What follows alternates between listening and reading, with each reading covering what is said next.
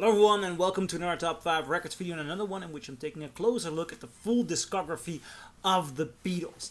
In the video I did before this one about the Beatles, I was talking about Abbey Road, and Abbey Road was the last fully recorded Beatles album, but not the last to be released. No, in 1970 the Beatles also had releases. Now a lot of people might think, we're gonna talk about Let It Be. Nah, we're not going to talk about Let It Be yet, because before Let It Be was released, there is this album, Hey Jude. Now, I can imagine some people responding, but that's a compilation album. Are you talking about compilation albums? Now, as a matter of fact, the way I look at albums and the way I usually buy albums is the following. I'm not interested in compilation albums. Mostly not. Yet, I do like my favorite songs of a band on an album. And usually all those favorite songs are on an album. But Hey Jude was compiled out of the songs that did not make it to albums, apart from two songs.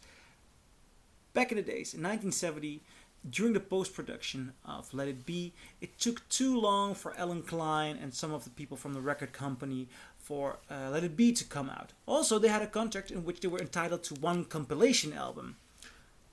Yet, Alan Klein decided, why don't you release an album with songs that were not released on albums in the American market? And that came with a compilation which had songs which were mostly also not released in the European market on albums as well. As a matter of fact, most of these songs were singles or B-sides or sometimes even rarities or not released songs yet. So almost none of this was heard in stereo at all, let alone on an album. So, from the perspective of an album containing unique material, apart from singles, this is quite a unique record. Now, I've listened to this album several times, and first I got me a Dutch pressing. Now I found this one because somebody on the internet told me, I believe it was on the Steve Hoffman forum, the pressing is okay, but the Germans did something incredible. Now, I love the Herzog pressings. You can see a video about that, and I'm on a quest for the Herzog pressings. I'm talking about that in another video. This is not a Herzog pressing, this is a German pressing in which they took an incredible amount of effort to get the compilation to sound right. And I'd like to quit the word compilation, because these are songs that if you just collect albums, you're not gonna hear unless you buy compilations or you buy this album first. Start off this album. I have a cover here which is interesting, which starts off first with side 2. But I prefer to play it the other way around, with side 1. And then it starts off with Can't Buy Me Love.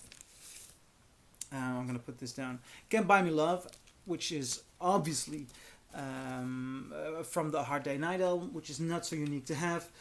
Should have known better. Also from the Hard Day's Night album, so not so impressive to have. But when you get this German pressing, they sound freaking awesome.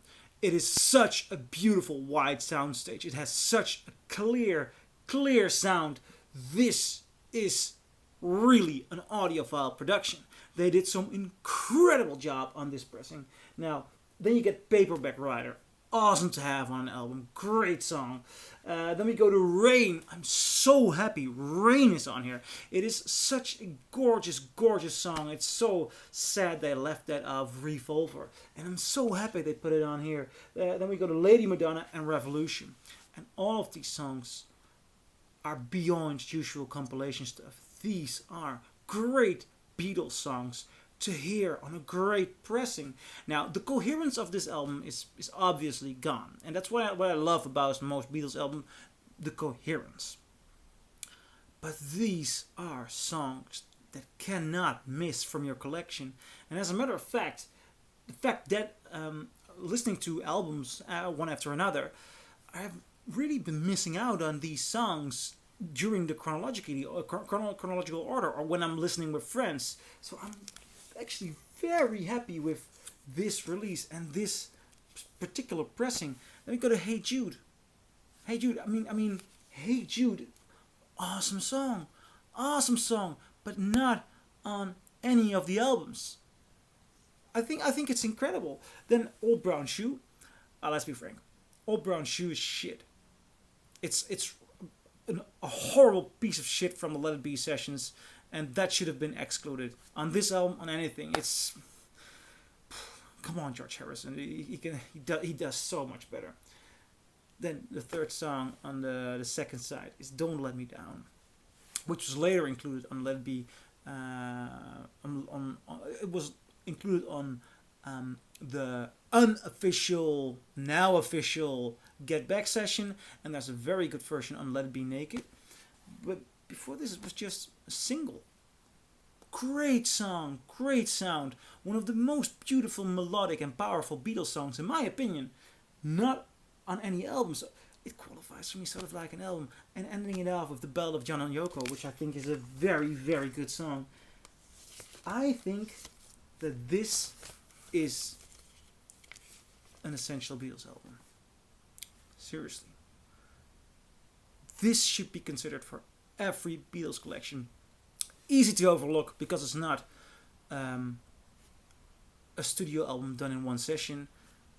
But these are the songs from which you think, why did they leave them off? Why did they leave them off? And you recognize them and you want to enjoy them. So this is seriously gotta have Beatles stuff. And if you're gonna hunt for it, I have compared this to a Dutch pressing, which is meh. I'm not gonna compare it to a British one. I'm not gonna search for a British one because this German one, the 1970 German pressing, sweet, seriously, brilliantly sweet. So that's my review for Hey Jude. Do you agree? Do you disagree? Leave a comment below and I'll see you in my next Beatles video in which I'll be talking about Let It Be. Bye.